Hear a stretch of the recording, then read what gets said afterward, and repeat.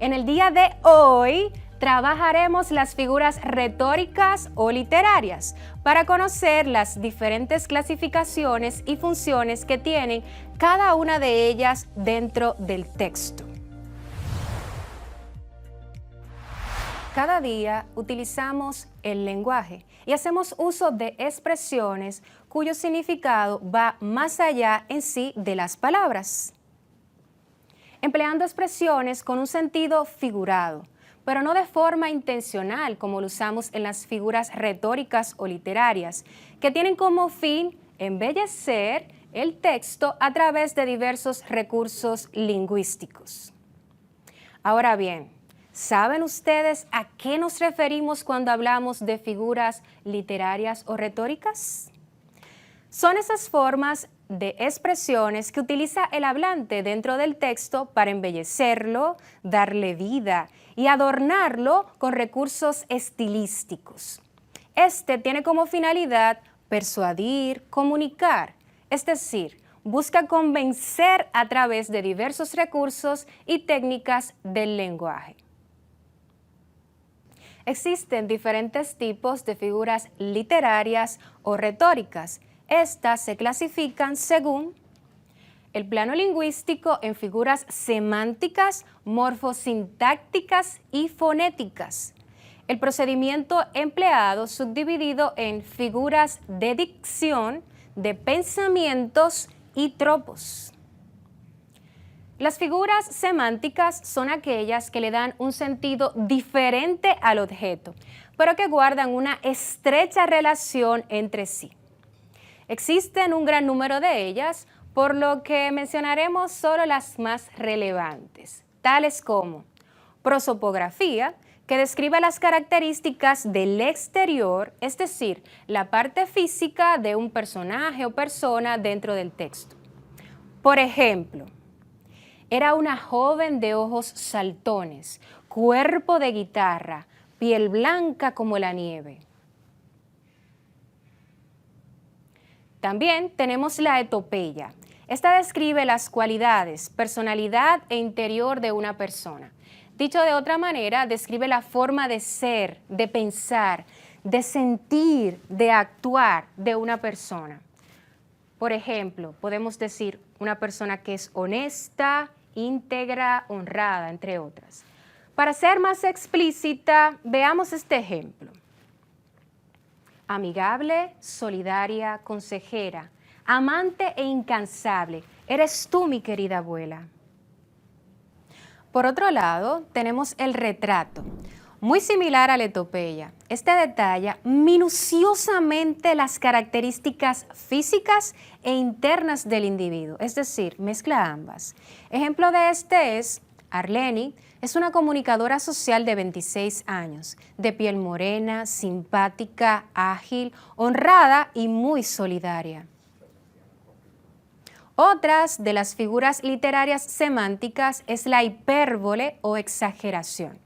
Esta consiste en presentar las cosas de forma desmedida, es decir, fuera del marco de la realidad, porque tiende a exagerar extremadamente las ideas dentro de un contexto. Analicemos este ejemplo tomado de la primera estrofa del poema Quisqueya, que se encuentra en tu cuadernillo en la página número 177 del poeta puertorriqueño Rafael Hernández. Quisqueya. No hay tierra tan hermosa como la mía, bañada por los mares de blanca espuma. Parece una gaviota de blancas plumas, dormida en las orillas del ancho mar. En esta estrofa podemos observar la exageración que hace el autor, específicamente en el primer verso. No hay tierra tan hermosa como la mía, para referirse a lo bella y exuberante que es nuestra tierra. Por último, y no menos importante, tenemos la topografía, que se encarga de detallar los paisajes naturales. Son descripciones que hace el autor de la naturaleza, el ambiente o el entorno, que se dan dentro de un contexto literario o periodístico. Por ejemplo, observando el ancho mar de aguas cristalinas y azulejas, cargado de inmensas piedras blancas con pintas amarillentas y rodeado de palmeras. En este ejemplo se evidencia la descripción del paisaje, una playa, donde se expresan los detalles que componen el lugar. Hemos trabajado las figuras literarias semánticas. Ahora continuaremos con las figuras retóricas morfosintácticas, las cuales se encargan de desarrollar la parte gramatical para colocar las palabras en un orden determinado, alterando y suprimiendo algunas ideas al utilizar este tipo de figuras literarias. Analicemos algunas de ellas. El pleonasmo son esas palabras innecesarias que utilizamos al hablar o al escribir para enfatizar, darle fuerza, belleza y vigor a la frase. Por ejemplo, cuando decimos, lo vi con mis propios ojos. Es una niña hembra. Entra para adentro. Estos ejemplos presentados anteriormente son pleonasmos muy comunes en nuestros hablantes. Explicaremos uno de ellos para su mejor comprensión. Ejemplo, es una niña hembra. En esta figura redunda o sobra la palabra hembra, porque es totalmente innecesaria, pues si es niña, se sobreentiende que es hembra. Seguimos con otra figura perteneciente a las morfosintácticas. Sé que las utilizan, pero quizás no las conocen por su nombre, y es el asíndeto. En esta, el hablante elimina las conjunciones o nexos, tales como y, ni, que, para comunicar de forma breve y rápida, sustituyendo la conjunción por una coma entre las palabras para hacer la pausa de lugar. Observemos este ejemplo adaptado tomado de un fragmento del poema Los Cisnes de Rubén Darío, nicaragüense. El profético cisne de Darío, mitológico y blanco y pensativo, abre sus alas en el pecho mío y me envenena su actitud de esquivo. Para aplicar el asíndeto, tomaremos el segundo y cuarto verso de la estrofa, eliminando las conjunciones que estos tienen. El profético cisne de Darío, mitológico, blanco, pensativo, abre sus alas en el pecho mío, me envenena su actitud de esquivo. Por otro lado, la anáfora también se encuentra dentro de las figuras morfosintácticas. En ella se da la repetición de palabras al principio de cada verso. Un ejemplo de anáfora es, se escucha el rugir, se escucha el llanto, se escucha el suspirar de un alma desesperada. En esta estrofa se observa la repetición de las primeras palabras en los versos, por tanto es una anáfora. Luego de culminar este análisis de esta estrofa, continuaremos con la siguiente figura morfosintáctica, llamada el retruécano. Es la reorganización de las mismas palabras para construir otra idea similar, pero con diferente contenido. Ejemplo, unos trabajan para vivir, otros viven para trabajar.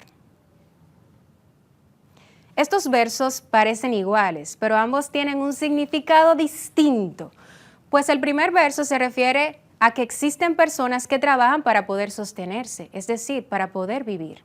Sin embargo, el segundo hace alusión a que otros tienen el trabajo como su prioridad, el centro de su vida, que existen solo para esto. Muy bien, sé que están aprendiendo bastante, que han desarrollado su creatividad y su imaginación.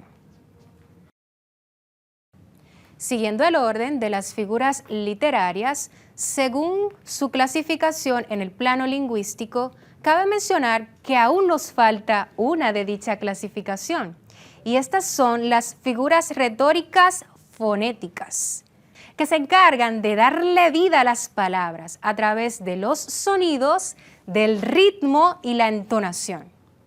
Dentro de ellas están la paranomasia y la onomatopeya. Según Bartolo García Molina, en su libro de redacción, en su 9ª edición, este define la paranomasia como un juego de palabras con semejanza fonética. Es decir, son palabras que se encuentran en una misma expresión y tienen cierta similitud en su pronunciación para darle ritmo e intensidad al escrito. Por ejemplo, sea que me paguen o sea que me peguen. Si notas, en este ejemplo, dado por Bartolo García Molina en su libro de redacción en su 9ª edición, la paranomasia se refleja en las palabras paguen y peguen. Vamos a repetir el ejemplo para que podamos notar a qué nos referimos. Sea que me paguen o sea que me peguen. Recuerden, hablamos de que paguen y peguen tienen cierta similitud. Para finalizar con esta clasificación tenemos la onomatopeya. Seguro que la han visto y escuchado en diferentes textos. Quizás la han trabajado en cursos anteriores, pero hoy quiero enfatizar un poco más sobre esta, pues ella se encarga de imitar los sonidos reales que no son propios del lenguaje humano. Estamos hablando de sonidos de la naturaleza, de los animales, de timbre, entre otros, que veremos en detalle cuando estemos subclasificando la misma. Hablamos de que la onomatopeya está dividida en interjecciones y aliteraciones. ¿Saben qué son las interjecciones? Son expresiones naturales de la lengua que expresan sentimiento y son invariables, es decir, no cambian. Por ejemplo, ay, oh, Observemos algunos ejemplos. El kikiriki del gallo al amanecer. En este caso, el kikiriki, cuando hacemos uso de esta expresión, estamos imitando el sonido del gallo. Siguiente ejemplo, tic-tac del reloj. Cuando decimos tic-tac, estamos imitando el sonido que percibimos cuando está funcionando un reloj. La onomatopeya reproduce los sonidos de las palabras que definen el objeto. Estos sonidos imitados por las personas dentro de un cuento, una fábula, una narración, permiten desarrollar la imaginación del lector u oyente. En este día hemos trabajado las figuras retóricas o literarias en el plano lingüístico. Estas se subdividen en semánticas, morfosintácticas y fonéticas. Analizamos cada una de sus figuras según su finalidad, pero además vimos ejemplos prácticos y sencillos de cada uno de ellos. Dentro de las semánticas estudiamos la prosopografía, el retrato y la hipérbole. En las morfosintácticas vimos el pleonasmo, la anáfora y el retruécano. Por último, las figuras fonéticas, tales como la onomatopeya y la paranomasia. Ha llegado el momento de poner en práctica todo lo que hemos estado trabajando en el día de hoy. Y lo que vamos a hacer es lo siguiente. Primero, vas a buscar tu cuadernillo y lo vas a abrir en la página 177. Repito, vas a buscar tu cuadernillo y lo vas a abrir en la página 177. Sí, la página 177. Segundo, te invito a que termines de disfrutar la lectura del poema Canción Quisqueya del puertorriqueño Rafael Hernández. Te invito a que termines de disfrutar la lectura del poema Canción Quisqueya del puertorriqueño Rafael Hernández, que en muchas ocasiones hemos escuchado cantar este poema por muchos de nuestros cantantes. Uno de ellos, Fernando Villalona. Tercero, te invito a que leas en el texto de las páginas 178, 179 y 180 las figuras literarias que trabajamos. ¿Escuchaste bien? No te estoy invitando a que las leas todas, solamente las que trabajamos en el día de hoy. Vas a buscar el texto que se encuentra en las páginas 178, 179 y 180, solamente las figuras trabajadas el día de hoy. Cuarto, te invito a que identifiques en este poema las figuras literarias que trabajamos. Identifica en el poema las figuras literarias que trabajamos. Te invito a continuar investigando y trabajando en tu cuadernillo con todas las asignaciones que tengas de nosotros y de tu profesor guía. Además, recuerda reportarle todas tus dudas a tu maestro o tutor. Yo soy Ana Paola Félix. Nos vemos en un próximo encuentro. Bendiciones.